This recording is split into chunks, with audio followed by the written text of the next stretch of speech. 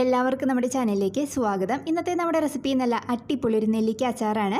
നമുക്ക് പെട്ടെന്ന് റെഡിയാക്കി എടുക്കാം. ഇഞ്ചി, വെളുത്തുള്ളി അല്ലെങ്കിൽ വിനാഗിരി ഒന്നും ആവശ്യമില്ല. നമുക്ക് പെട്ടെന്ന് റെഡിയാക്കി എടുക്കാൻ പറ്റുന്നതാണ്. പിന്നെ ഇത് നിങ്ങൾക്ക് വേണമെന്നുണ്ടെങ്കിൽ ഇൻസ്റ്റൻ്റായിട്ടും ഉപയോഗിക്കാം, അല്ലെങ്കിൽ കുറച്ച് ദിവസം വെച്ചതിന് ശേഷം അങ്ങനെ ഉപയോഗിക്കാം.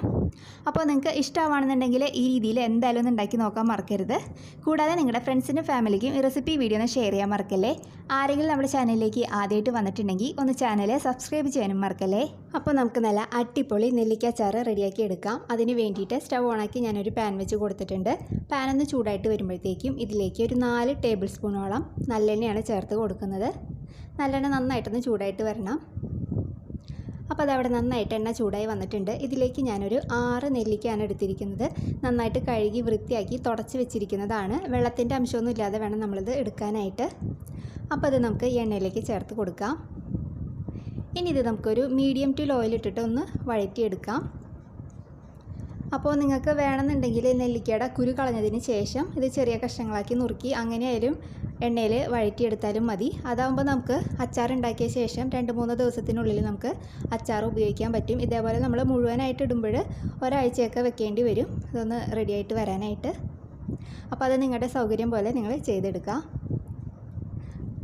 അപ്പോൾ അതവിടെ ഒരു 10 മിനിറ്റൊക്കെ ആയിട്ടുണ്ട് ഞാൻ എണ്ണയിൽ വഴറ്റാൻ തുടങ്ങിയിട്ട്. അപ്പോൾ അത് നന്നായിട്ട് വഴന്ന് വന്നിട്ടുണ്ട്. നമ്മുടെ നെല്ലിക്കയുടെ പുറത്തെ ഭാഗത്തിൻ്റെ കളറൊക്കെ ഒന്ന് മാറി ചെറുതായിട്ടൊന്ന് സോഫ്റ്റായിട്ട് വന്നിട്ടുണ്ട്.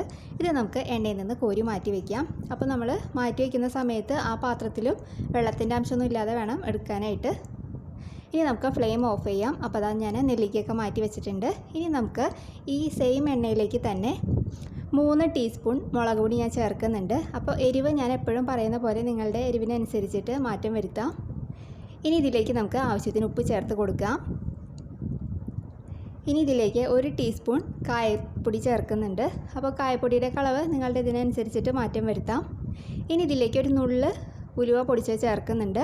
ഉലുവ വറുത്ത് പൊടിച്ചതല്ല, വെറുതെ മിക്സിയിൽ പൊടിച്ചെടുത്തതാണ്. അപ്പോൾ അത് ചേർത്ത് കൊടുത്തിട്ടുണ്ട്.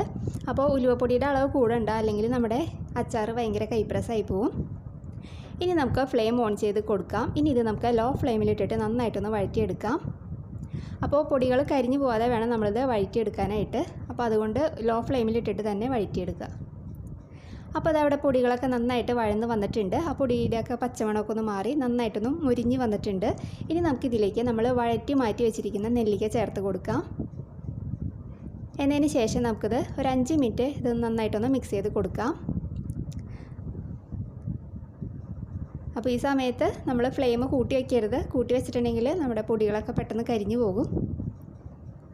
അപ്പോൾ അതാ ഞാനിവിടെ നന്നായിട്ട് മിക്സ് ചെയ്ത് എടുത്തിട്ടുണ്ട്. ഇനി നമുക്ക് ഫ്ലെയിം ഓഫ് ചെയ്ത് വെക്കാം. ഇനി ഇത് നമുക്ക് നന്നായിട്ടൊന്ന് തണുത്ത് വരണം. അതിന് വേണ്ടിയിട്ട് നമുക്കിത് കുറച്ച് നേരം ഒന്ന് മാറ്റി വയ്ക്കാം. അപ്പോൾ അതാ നമ്മൾ തയ്യാറാക്കിയ നെല്ലിക്ക ഇവിടെ നന്നായിട്ട് തണുത്തൊക്കെ വന്നിട്ടുണ്ട്. ഇതിന് നമുക്ക് തുടച്ച് വൃത്തിയാക്കിയ ഒരു ചില്ലിൻ്റെ കുപ്പിയിലേക്ക് ഇത് മാറ്റി കൊടുക്കാം. അപ്പോൾ അതാ ഞാൻ കുപ്പിയിലേക്ക് എല്ലാവരും ചേർത്ത് കൊടുത്തിട്ടുണ്ട്. ഇനി നമുക്കിത് അടച്ച് വയ്ക്കാം. ഇത് നമ്മൾ അടച്ച് വെച്ചതിന് ശേഷം എല്ലാ ദിവസവും നിങ്ങൾ ഒരു തവണയെങ്കിലും ഈ കുപ്പി ഇതേപോലെ ഒന്ന് കുലുക്കി വയ്ക്കാൻ മറക്കരുത്. കാരണം ഉപ്പും എരിവൊക്കെ എല്ലാ ഭാഗത്തേക്ക് എത്തുന്ന രീതിയിൽ വേണം നമ്മളിത് നന്നായിട്ട് കുലുക്കി വയ്ക്കാനായിട്ട്.